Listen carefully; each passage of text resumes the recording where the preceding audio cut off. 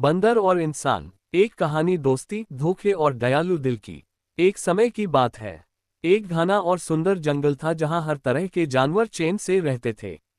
उसी जंगल में एक बंदर रहता था जिसका नाम भोलू था।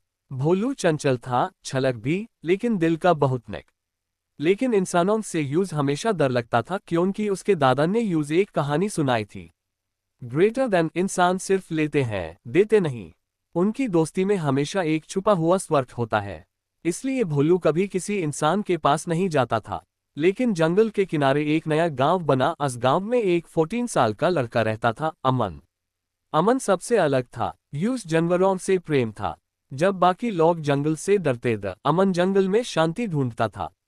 एक दिन अमन पेड़ के नीचे बैठा था और एक आम खा रहा था। भोलू पीपल के पेड़ पर था। उसकी नजर अमन मुस्कान पर पड़ी।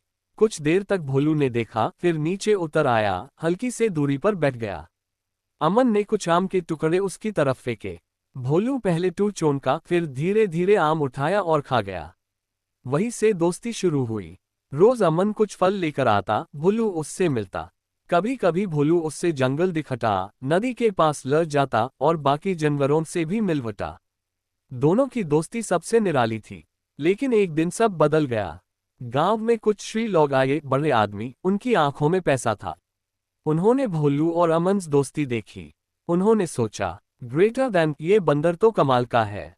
इससे सीखकर सर्कस में लड़ जाएंगे, हजारों कमाएंगे। उन्होंने एक रात भोलू को पकड़ लिया, जाले में बंद कर दिया और जीप में डाल दिया।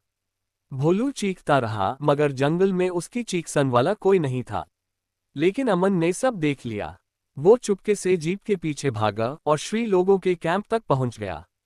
रात के अंधेरे में अमन ने रिस्क उठाया, जंगल के दोस्तों की मदद से जाला काटा, भोलू को आजाद किया। अमन के हाथ छिल गए, लेकिन भोलू को बचा लिया। उस दिन के बाद गांव के लोग भी बदल गए। जब उन्हें पता चला कि श्री लोग बंदर को पेजन के लिए लड़ जा रहे थे, तो उन्होंने मिलकर उन लोगों को वापस भेजे दिया। कहानी का एंड।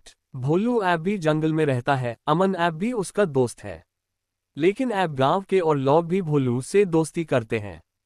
भोलू के दिल में ऐप भी एक डर है, लेकिन अमन की दोस्ती ने उससे सिखाया, ग्रेटर देन, हर इंसान बुरा नहीं होता। कुछ इंसान दोस्ती में स्वार्थ नहीं, सिर्फ प्रेम रखते हैं।